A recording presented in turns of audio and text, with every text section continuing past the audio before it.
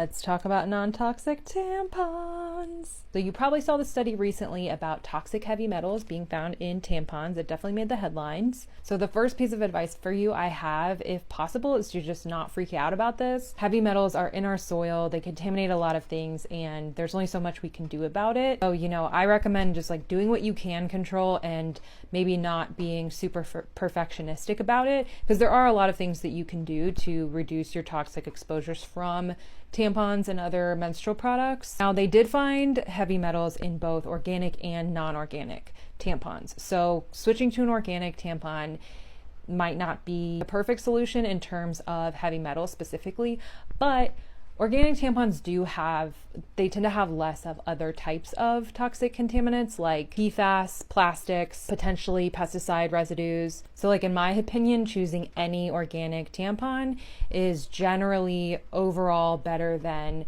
using your conventional plastic Tampax or whatever. The top two cleanest brands of organic tampons that I've identified in terms of both contaminants and intentionally added ingredients and material are Lola and NatureCare. In my next video, part 2, I'm going to give you some other pointers on how you can reduce your exposure to potentially toxic chemicals through tampons. Part 2 of non-toxic tampons. My next piece of advice is to just switch things up and to just use tampons less in general. When it comes to product categories where we can't totally avoid toxic chemicals, I recommend to get as much variety as you can, because that reduces the chances of getting a higher amount of exposure to a certain chemical from any one specific source. So like, yes, switch to organic tampons, but also just like use pads. We probably absorb less of any potential toxicants in the pads because they're not actually in our bodies and like right next to that mucosal lining. Also silicone cups and discs, if you're comfortable with using those,